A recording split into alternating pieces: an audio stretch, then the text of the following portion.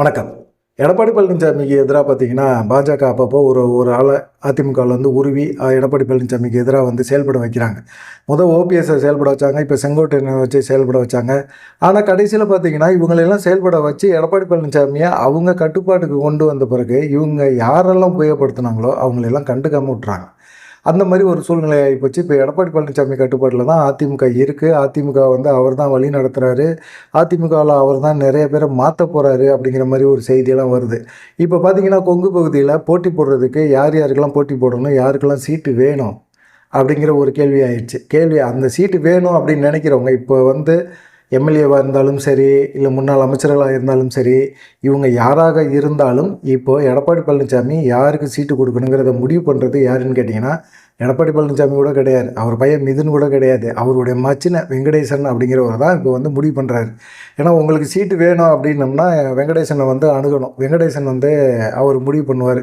அவர் கேட்குற தொகைய குடுக்கணும். அப்படி குடுத்தா தான் வந்து உங்களுக்கு எம்எல்ஏ சீட்டு கிடைக்கும். திரும்பவும் நீங்க ஜெயிக்கிறதுக்கான ஒரு முயற்சிய பண்ணி, அதிமுக தான் திரும்பவும் ஆட்சியில் உட்காரும். நீங்க அமைச்சராகலாம் அப்படிங்கிற மாரி ஒரு இத போட்டு, ஒரு ஒன்றிய செயலாளர் கதிரவன் ரத்தினம்னு சொல்லிட்டு ஒரு ஒன்றிய செயலாளர் இருக்காரு. அவர வச்சு இவர் என்ன செய்றாரு, காய் நவுத்துறாரு, வசூல் பண்றாரு அப்படிங்கிற ஒரு குற்றச்சாட்டையும் வைக்கிறாங்க.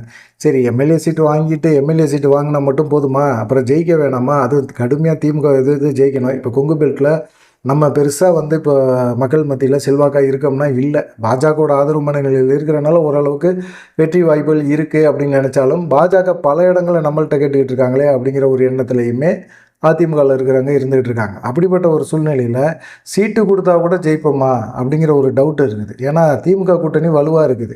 இன்னைக்கு பொறுத்த வரைக்கும் பார்த்தீங்கன்னா, அதிமுக பாஜக மட்டும்தான் இருக்குது. இன்றைக்கி விஜய்க்கு ஒரு சந்தர்ப்பம் சூழ்நிலை வேறு மாதிரி போனனால அவர் பாஜகவோட கூட்டணி வச்சாலும் எடப்பாடி பழனிசாமியை முதலமைச்சர் வேட்பாளராக இவங்க ஏற்றுக்குவாங்களான்னு ஒரு டவுட் இருக்குது. எடப்பாடி பழனிசாமி என்ன செய்ய போகிறார், கடைசி நேரத்தில் தனிச்சு போட்டி அப்படிங்கிற மாதிரி தனிச்சு போட்டி போட்டான்னா இவ்வளோ ரேட்டை கொடுத்து எம்எல்ஏ சீட்டை வாங்கி நம்ம என்ன பண்ணுறது அப்படிங்கிற ஒரு எண்ணத்தில் இப்போ எம்எல்ஏ சீட்டு கேட்டு எடப்பாடி மச்சின வெங்கடேசன் மூலமாக ஒன்றிய செயலாளர் ரத்னம் மூலமாக பேச்சுவார்த்தை நடத்தினாலும், தம்பி பொறுங்கப்பா, தேர்தல் நெருக்கத்தில் வரட்டும், கூட்டணியெலாம் யார் யார் வர்றாங்கன்னு பார்ப்போம், அதுக்கப்புறமா நம்ம பேசுவோம் அப்படின்னு சொன்னால், இல்லைண்ணே டிமாண்டுண்ணே அதிகமான பேர் இப்போ இந்த போய் சீட்டுக்கு போட்டி போட்டுக்கிட்டு இருக்காங்கண்ணே அப்படிங்கிற மாதிரியெல்லாம் இவங்க வந்து அப்படியே வசூலுக்கு என்னென்ன பில்டப் சதுரங்க வேட்டை பண்ண முடியுமோ அதெல்லாம் பண்ணுறாங்க. ஆனால் அவங்க என்ன சொல்கிறாங்க, அப்படி யாராவது கேட்டாங்கன்னா கொடுத்துரு தம்பி, நமக்கு இந்த தடவை எம்எல்ஏ சீட்டே கூட வேணாம், நம்ம நிற்கிற மாதிரி ஐடியாவும் இல்லை, நமக்கு யாராவது முக்கியமான நபர்கள் நமக்கு கூட கூட்டணி வந்தாங்க அப்படின்னா தான் நம்ம வந்து கடைசி நேரத்தில் தான் முடிவெடுக்க முடியும். ஆரம்பத்திலே இப்போ முடிவெடுத்து எதுவுமே செய்ய முடியாதியா, கோச்சிக்காதீங்கயா அப்படிங்கிற மாதிரி நிறைய பேர் வந்து இப்போ வந்து வெங்கடேசனுக்கும் சரி, அவருடைய ஆதரவாளர் ஒன்றிய செயலாளர் ரத்னத்துக்கும் சரி, அவங்க வந்து பேசி முடிச்சிருக்காங்க அப்படிங்கிற மாதிரி இருக்குது. ஏன்னா இப்போ செங்கோட்டையன் ஆதரவாளர்கள் கிட்டத்தட்ட ஒரு 40 பேரை கட்சியை விட்டு நிப்பாட்டிட்டாங்க. நிப்பாட்டின பிறகு செங்கோட்டையனோட கட்சி பதவியும் பறிச்சிட்டாரு எடப்பாடி பழனிசாமி. செங்கோட்டையன் ஆதரவாளர் பதவியும் பறிச்சிட்டாரு. இப்போ வந்து என்னன்னு கேட்டிங்கன்னா, அந்த பதவிகள் கூட வெங்கடேசன் தான் வந்து இப்போ முக்கியமாக காசு வாங்கிட்டு வசூல் பண்ணிக்கிட்டு போஸ்டிங் போடுறாரு அப்படிங்கிற மாதிரி இருக்குது. இப்போ அதிமுகவில் போய் என்னையா பண்ண போகிறீங்க? ஒன்றுமே அங்கே நடக்கலையே. அதிமுகவில் இருக்கிறோம் அப்படிங்கிற ஒரு பேர் மட்டும்தான். பதவியை வாங்கி என்ன செய்ய போகிறீங்க அப்படிங்கிற மாதிரி கேள்வியெல்லாம் இருக்குது. ஆனால் சிலர் வந்து ஒரு கெத்துக்காக, கௌரவத்துக்காக, அதுவும் கொங்கு பகுதி அப்படிங்கிறனால காசு கொடுத்து அந்த பதவியை வாங்குறாங்க அப்படிங்கிற மாதிரி சொல்கிறாங்க. அதுலேயும் பார்த்தீங்கன்னா, இந்த அபூர்வா பட்டு நிறுவனம் இருக்குல்ல, அவருடைய ஓனர் மணிகண்டன் அப்படிங்கிறவர் இது மாதிரி தான் காசை கொடுத்துட்டு வெங்கடேசன்ட்ட தவிச்சிட்டு இருக்காரு. எப்போயா பதவி வரும்னா, இந்தா ஏங்க சொல்லியிருக்கோம்ல, மேல் இடத்துல சொல்லியிருக்கோம்ல அப்படின்னு சொல்லி வெங்கடேசன் வந்து சொல்லிட்டு இருக்காரு அப்படிங்கிற மாதிரி சொல்கிறாங்க. சரி, இதுக்கு இடையில் எடப்பாடி பழனிசாமி மாவட்ட செயலாளர்களாக மாற்ற போகிறாரு. அது இல்லாமல் பார்த்தீங்கன்னா, தன்னை ஆதரிக்கக்கூடிய சூழ்நிலை, இக்கட்டான ஒரு சூழ்நிலை தனக்குன்னு வந்துச்சு இல்லை. இப்போது செங்கோட்டையன் வந்து கொங்கு பகுதியில் செய்தியாளர் சந்தித்த பிறகு பார்த்தீங்கன்னா, எடப்பாடி பழனிசாமி பயங்கரமான ஒரு டென்ஷன் ஆகிட்டார். அந்த சமயத்தில் யாருமே பெருசாக ஆதரிக்கவே இல்லை. கேபி முனுசாமிலாம் செங்கோட்டையனை கட்சி பதவியெல்லாம் பறிச்சிருக்கேன்னு சொன்னார். அவர் மன்னிப்பு கேட்கணும், மன்னிப்பு கடிதம் கொடுக்கணும் அப்படின்னு சொல்லிட்டு அவர் பாட்டுக்கு பேசிட்டு அவர் பாட்டுக்கு போயிட்டார்.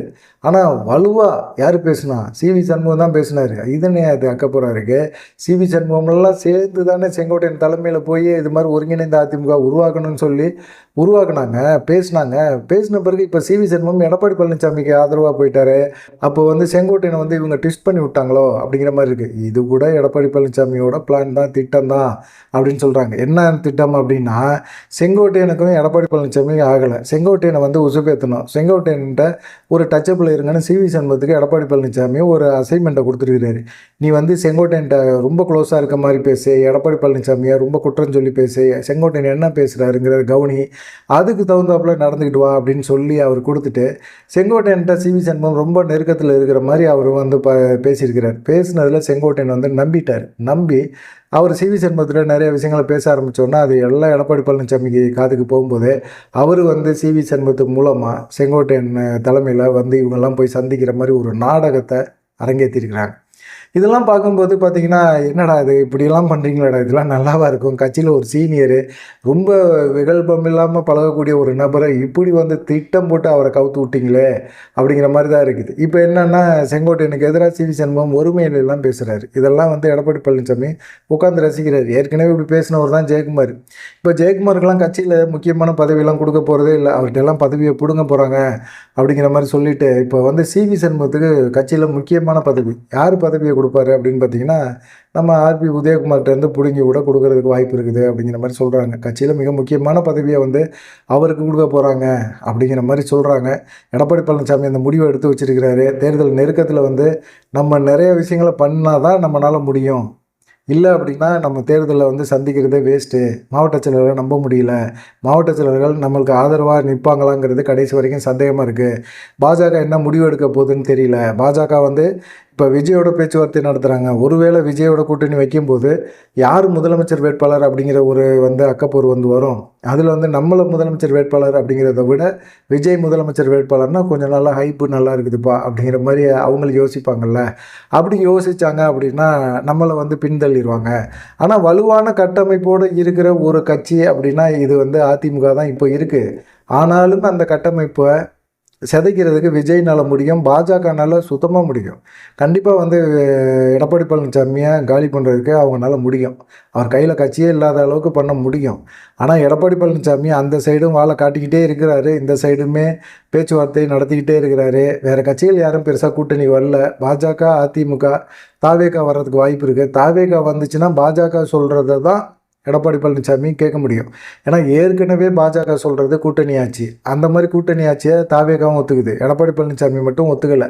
ஆனால் கடைசி நேரத்தில் தாவேகா கூட்டணிக்குள்ளே வந்தால் இந்த விதையும் ஒத்துக்கிட்டு தான் ஆகணும் எடப்பாடி பழனிசாமி அப்படிங்கிற மாதிரி நினைக்கிறாங்க. ஆனால் கடைசி நேரத்தில் பாஜக நெருக்கடி கொடுக்கும்போது நமக்கான ஒரு ஆதரவு மனநிலையில் இருக்கிற மாவட்ட செயலர்கள், எம்எல்ஏக்கள், அதே போல் கட்சியில் நமக்கு இக்கட்டான ஒரு சூழ்நிலைகளில் விசுவாசமாக இருக்கக்கூடிய நபர்கள், இவங்களையெல்லாம் முக்கியமான பொறுப்பை கொடுத்து கட்சிக்குள்ளே கொண்டு வந்து வைக்கணும் அப்படிங்கிற எண்ணத்துக்கு எடப்பாடி பழனிசாமி வந்துட்டார் அப்படிங்கிற மாதிரி சொல்கிறாங்க. அதனால தான் பார்த்திங்கன்னா இப்போ எடப்பாடி பழனிசாமியோட விசுவாசியாக இருந்தாலும் அவருடைய மச்சினை வெங்கடேசன் என்ன சொல்கிறாரு, இந்த பதவியா இந்த ரேட்டு வாங்கிக்கிறியா, ஒன்றிய தலைவராக இந்த புடி 5 லட்ச ரூபா கொடுத்துட்டு வாங்கிக்க அப்படிங்கிற மாதிரி சொல்கிறாங்க. எம்எல்ஏ சீட்டை உன்ட்ட ஒரு 10 கோடி ரூபா இருக்குதா, கொடுத்துட்டு எம்எல்ஏ சீட்டை வாங்கிக்க, நீ ஜெயிச்சிட்டுன்னா நீ தான் அமைச்சர், நான் சொல்கிறேன் அப்படிங்கிற மாதிரியெல்லாம் இப்போ வெங்கடேசன் பேசி ஒரு சைடு கராராக வசூல் பண்ணுறாரு. இது எடப்பாடி பழனிசாமி காதுக்கு தெரியுமா தெரியாதா? எடப்பாடி பழனிசாமி சொல்லி தான் வசூல் பண்ணுறாரா மச்சினை, இல்லை இது இப்படி ஒரு சம்பவம் நடந்துக்கிட்டு இருக்குது, இதெல்லாம் எப்படி எடப்பாடி நாலேஜுக்கு தெரியாமல் இருக்குமா அப்படிங்கிற ஒரு கேள்வியெல்லாம் கேட்குறாங்க. பார்க்கலாம். கட்சிக்காக உழைச்சவன் கடைசி வரைக்கும் போஸ்டர் ஓட்டிக்கிட்டு கொடியை கட்டிக்கிட்டு 200 காசை வாங்கிட்டு கோட்டரும் பிரியாணிக்கும் ஓட்டு போட்டுக்கிட்டு அழக வேண்டியது தான். அவனுங்களாம் இனிமேல் ஜெயலலிதா காலத்தில் கிடைச்ச மாதிரி என்றைக்காவது ஒரு நாள் நம்ம எம்எல்ஏ ஆயிடுவோம் அப்படிங்கிற எண்ணம்லாம் வச்சியாதீங்க. கவுன்சிலர் கூட ஆக முடியாது. கவுன்சிலர் ஆகிறது கூட எடப்பாடி பழனிசாமி கட்சிக்குள்ளே கண்டிப்பாக காசு வேணும் அப்படின்னு சொல்கிறாங்க. நீங்கள் என்ன நினைக்கிறீங்க அப்படிங்கிற ஒரு விஷயத்தை மறக்காமல் கமெண்ட் பண்ணுங்கள். நன்றி, வணக்கம்.